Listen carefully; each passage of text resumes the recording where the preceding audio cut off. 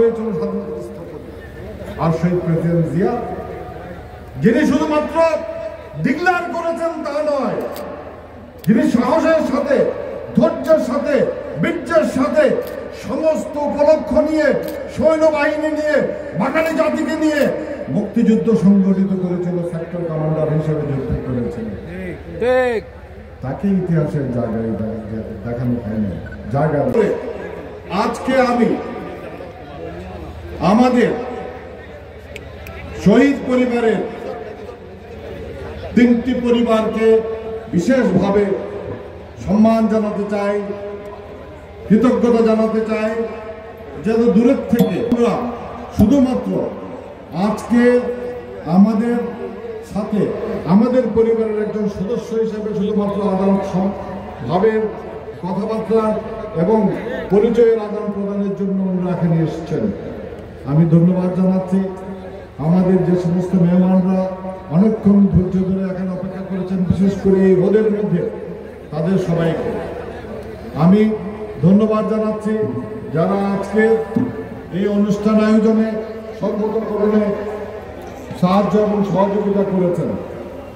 আজকের এই অনুষ্ঠান আমি বক্তব্য রাখছি না, কারণ আজকের এই অনুষ্ঠানের উপলক্ষ এবং প্রেক্ষিত সম্পূর্ণভাবে ভিন্ন এবং বাঙালির জীবনে, বাংলাদেশি মানুষের জীবনে একটা বিশেষভাবে তাৎপর্যবহ। কারণ বিগত 17 বছরে ইতিহাসকে পরিবর্তন করে দেওয়া হয়েছে, ইতিহাস ভিন্নভাবে লেখা হয়েছিল, সম্পূর্ণভাবে ইতিহাসকে বিকৃত করে, ইতিহাসের ধারাকে বিকৃত করে, ইতিহাসকে পরিবর্তন করে শহীদ প্রেসিডেন্ট জিয়া অমর বাণী, we revolt, I declare the independence, এই সমস্ত বাণী যেগুলো তুর্য বাণী হিসেবে এক সময় কাজ করেছে, সেটাকে বেমালুম ভুলে গিয়ে স্বৈরচারী আওয়ামী লীগ সরকার, শেখ হাসিনা সেদিন শুধুমাত্র তার দলের লোক যারা এবং তার বাবাকে সৈন্যরত্ন স্বাধীনতা স্থপতি বানিয়েছিল, যেন সম্পূর্ণভাবে একটা বানানো গল্প ছিল।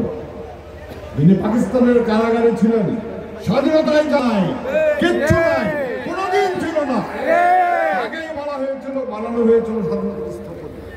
আর শহীদ প্রেসিডেন্ট জিয়া, যিনি শুধুমাত্র ডিক্লেয়ার করেছেন তা নয়, যিনি সাহসের সাথে, ধৈর্যের সাথে, বীর্যের সাথে সমস্ত উপলক্ষ নিয়ে, সৈন্যবাহিনী নিয়ে, বাঙালি জাতিকে নিয়ে মুক্তিযুদ্ধ সংগঠিত করেছিল, সেক্টর কমান্ডার হিসেবে যুদ্ধ করেছিল, তাকে ইতিহাসের জায়গায় দেখানো হয়নি, জায়গা দেওয়া হয়নি।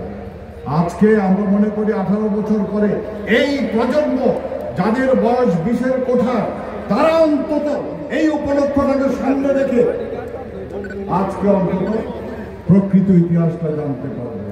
আমরা তাদেরকে এই সুযোগ করে দেওয়ার জন্যই আজকের এই ইফতার মাহফিলের আয়োজন করেছি, এই প্রজন্ম যেন জানতে পারে তাদের প্রকৃত ইতিহাস। আমরা সবাইকে সহযোগিতা করছি, অনেককে আমি গালমন্দ বকাঝকাও করেছি ঠিক মতো কাজটা করার জন্য, কারণ শেষ মুহূর্তে যেন আমাদের মেহমানরা যেন ঠিক মতো বসতে পারে, আমাদের সাথে পারস্পরিক একটু আদান প্রদান করতে পারে, একসাথে 2টা ইফতার করতে পারে, এই জন্য আমরা চেয়েছি সেই সুযোগটা করে দেওয়ার জন্য।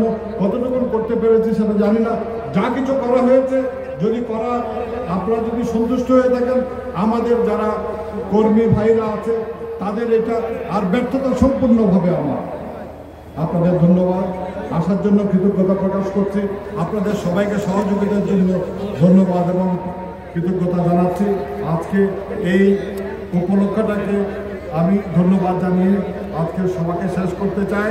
একই সাথে আমি এখন দোয়া মাহফিল